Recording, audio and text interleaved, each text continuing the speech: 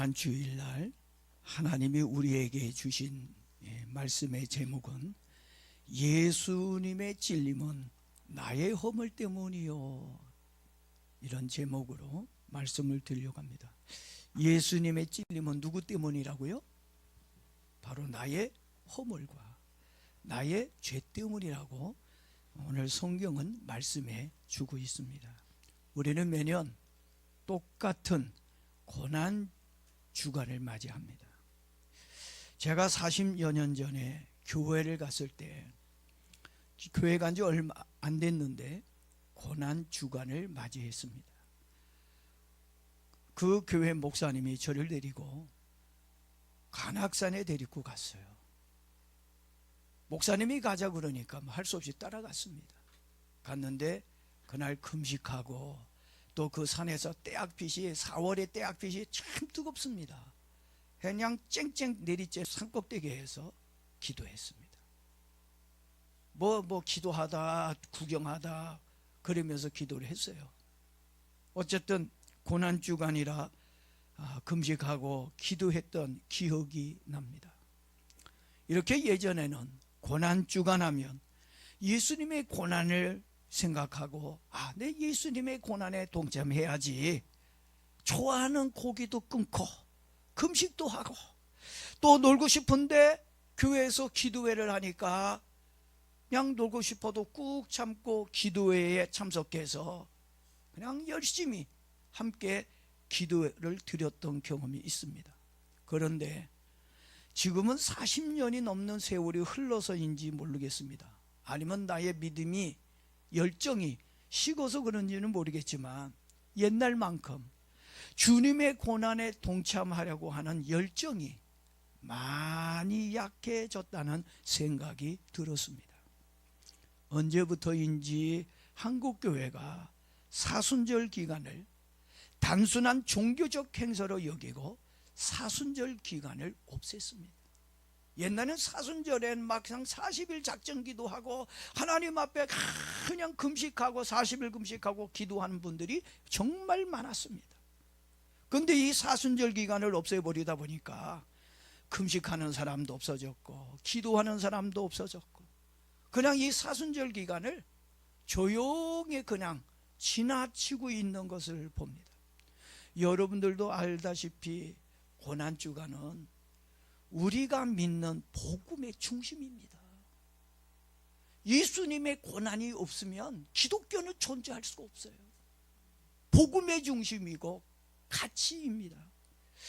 고난주간은 다른 날보다는 특별히 예수님이 지신 고난의 십자가를 깊이 묵상해야 하는 시간이 고난주간입니다.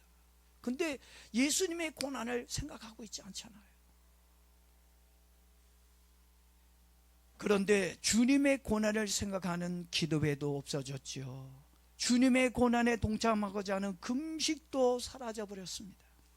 이번 고난주간만큼은 주님의 고난에 동참하겠다고 하는 그 마음으로 금식도 하고 교회에서 또 오늘부터 하는 이 기도회에 동참하는 은혜가 여러분에게 있기를 바랍니다. 오늘은 이사야 선지자가 예언한 메시아의 고난을 통해 예수님께서 왜 고난을 받아야만 했는지를 말씀드리려고 합니다. 먼저 예수님이 받으신 이 고난은 우연히 당한 고난이 아니라는 얘기입니다. 하나님의 계획 속에서 진행이 되었습니다. 예수님이 이 땅에 태어난 것만 봐도 결코 우연한 것이 아니라는 것을 알 수가 있습니다. 여러분이 우리 강복새만교회에 오셔서 신앙생활을 하고 있는데 오늘 여러분들이 강복새만교회에 우연히 왔다고 생각하십니까? 또 우연히 여기 교회 교인이 됐다고 여러분들이 생각하십니까? 아닙니다. 결코 우연히 된 것이 없습니다. 하나님의 계획과 섭리 속에서 여러분을 강복새만교회에 보내주셨다고 생각합니다. 왜 하나님 보내주셨을까요? 여러분을 강복새만교회, 이 땅에 얼마나 많은 수많은 교회가 있는데 강북구만 해도 300교회입니다. 여러분을 우리 강복새만교회에 보내주신 이유가 있어요. 왜냐하면 지금 우리 마지막 때라고 많이 생각하고 얘기하지 않습니까? 이 마지막 때 우리가 예수님의 신부로 단장하자. 정말 마지막 날 예수의 신부로 단장해야 예수님, 신랑 예수님이 이 땅에 오실 때 휴고될 수 있지. 세마포가 신부의 옷이 더러워져 있는데 어떻게 그 신랑 예수님을 맞이합니까? 등과 기름을 준비한 사람만 신랑 예수님을 맞이했지, 등과 기름이 떨어진 사람은 신랑 예수님을 맞이 못했어요. 그래서 오늘 우리는 신랑 예수님을 기다리는 신부가 돼서, 그리스도의 신부가 돼서 예수님이 오실 때 휴고되는 성도로 만들어야 되겠다. 그런 교인들이 올 수 있게 해달라고 기도하고 있습니다. 그런 교인들이 우리 교회에 와야 됩니다. 그래서 그런 사람들이 예수님을 기다리고 재림 예수님, 지금 한국 교회가 참 큰 문제 중에 하나가 재림 예수님을 기다리지 않아요. 목사님이 설교들 할 때 다시 오실 예수님을 전해야 되는데, 예수님이 분명히 너희가 본 그대로 내가 다시 온다라고 성경에 어디 말한데 거짓말이 있어요? 틀린 데 있습니까? 예수님이 얘기한 것 다, 성경이 얘기한 것 그대로 성취되어 있지 않습니까? 다시 오시겠다는 이 말씀도 분명하게 성취될 거라고 믿습니다. 그리고 왜 하나님 여러분 우리 교회 보내주셨느냐? 그리스도의 군사로 무장시켜서 말씀 중심으로 살고 세상과 타협하고 거짓과 타협하지 않고 믿음으로 살 수 있는 그리스도의 용맹스러운 군사가 되도록 하기 위해 하나님은 저와 여러분을 우리 강북교회에 보내주셨다고 생각합니다. 정말 다시 오실 그 예수님을 영접할 수 있는 그런 은혜가 여러분에게 있기를 바랍니다.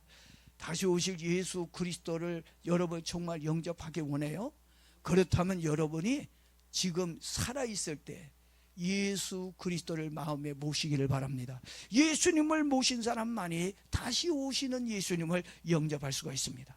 마태복음 10장 29절 말씀을 보니까 창조주 하나님은 참새 2마리가 한 아싸리 용원에 팔리는 것까지도 간섭하고 있다라고 말씀하고 있습니다.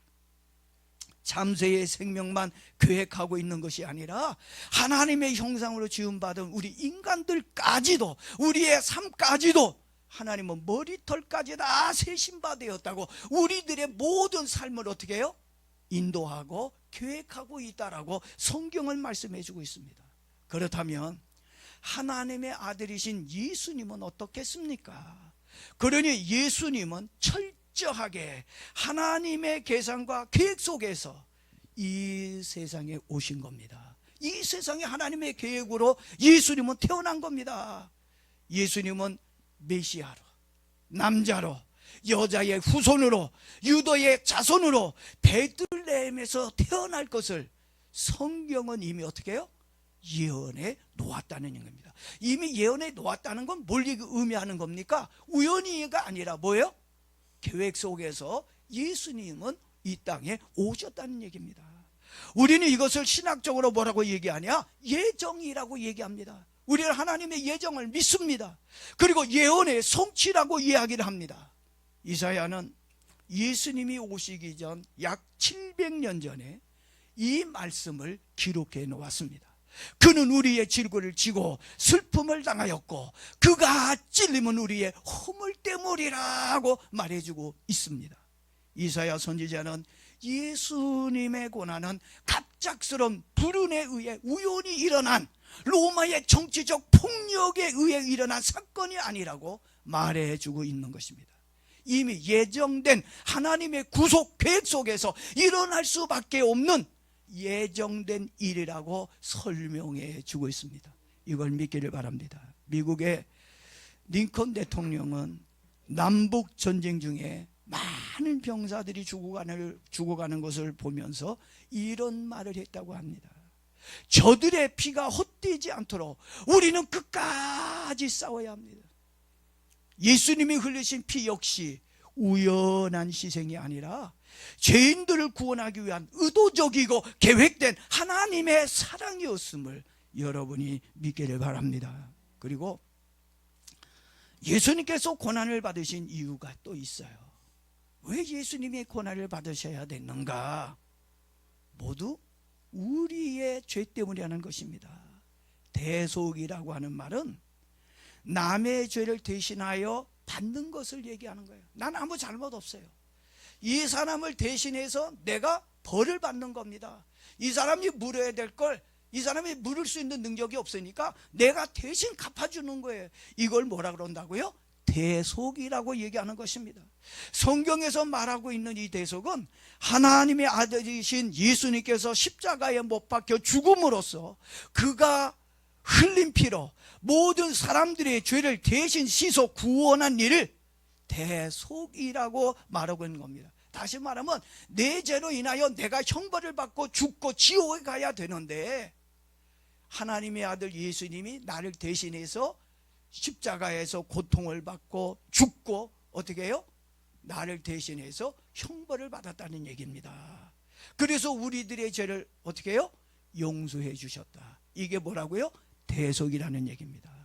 오늘 본문에서 이사야는 분명하게 말을 합니다. 그가 찔림은 우리의 허물 때문이요 그가 상함은 우리의 죄악 때문이라. 우리 안에 여러분이 들어가 있는 거예요. 예수님은 죄가 없으신 분이십니다. 자기 죄 때문에 고난을 받아야 할 아무런 이유가 없는 분이에요. 근데 그분이 우리 때문에 고통을 받으셨다는 얘기입니다. 예수님은 우리의 죄를 용서해 주시기 위해 우리를 대신해서 고난을 짊어지신 것입니다. 어느 교회에서 주일학교 학생들에게 목사님이 설교를 하다가 물어봤습니다. 예수님이 왜 십자가에 돌아가셨니? 라고 물어보았어요. 그랬더니 한 아이가 조용히 이야기를 합니다. 내가 나쁜 짓을 해서 그래요. 그 단순한 대답이 진리입니다. 예수님의 고난은 모두 다 누구 때문이에요? 나 때문입니다. 내가 죄를 지었기 때문입니다. 이것을 인정해야 예수님의 사람이 될 수 있고 예수님은 나의 주님이라고 믿을 수가 있다는 얘기입니다. 그리고 예수님의 고난은 나를 위한 사랑의 희생이었다는 것입니다. 우리는 복음을 늘 들으면서도 나에게 주신 말씀으로 듣기보다는 모든 사람에게 해주신 말씀으로 일반적인 말씀으로 생각합니다. 저거는 고집생 고집사가 들어야 할 말씀이고 저 말씀은 이간질에 참 특이하게 이간질 잘하는 이 집사가 드려야 할 말이고 이 설교는 누가 드려야 되고 이렇게 나를 향한 하나님의 말씀이 아니라 다른 사람을 향한 말씀으로 모든 사람에게 주는 보편적인 말씀으로 듣고 있다는 얘기입니다. 그러면 은혜 못 받아요. 그러면 여러분에게 죄 용서가 없고 여러분에게 구원의 은혜가 없습니다. 나에게 하시는구나. 이간질 잘하는 나, 고집스러운 나, 거짓말 잘하는 나, 죄 짓는 나, 나에게 하시는 말씀이었구나. 이걸 느껴지고 깨달아야 주여 회개하는 마음이 생기고 예수님을 영접할 수 있는 겁니다. 예수님은 온 인류를 위해 오셨고 온 인류를 위해 죽으신 거 맞습니다. 우리를 위해서 오신 거 맞아요. 틀리지 않습니다. 그렇지만 그렇게만 듣는다면 예수님의 고난과 죽음이 나하고는 아무런 관계가 없는 그냥 고난으로 생각할 수 있는 거예요. 남의 이야기가 될 수 있다는 얘기입니다. 그러나 복음을 제대로 이해하고 믿는다면 이런 고백이 나와야 정상입니다. 예수님은 나를 위해 고난을 받으셨고 죽으셨습니다. 예수님은 나를 위해 고난을 받으셨고 죽으셨습니다. 이런 고백이 여러분의 입에서 나와야 돼요. 이것을 나의 복음으로 받아들이고 믿을 때 그때 하나님의 구원의 역사가 일어나는 겁니다. 우리가 기도할 때도 주님, 내가 예수님을 십자가에 못 박은 죄인입니다. 내 죄가, 나의 욕심이, 나의 교만이 주님을 고통스럽게 죽게 만들었습니다. 예수님의 고통이 나를 위한 고난이었음을 믿습니다. 이런 고백이 나와야 진짜 믿음입니다. 이런 고백이 나와야 여러분에게 하나님의 구원이, 오늘 내 집에 구원이 임하였느니라, 오늘 너에게 구원이 임하였느니라, 이 음성이 들려지는 거예요. 마지막으로 고난을 묵상할 때 우리의 변화는 시작되고 있다는 얘기입니다. 예?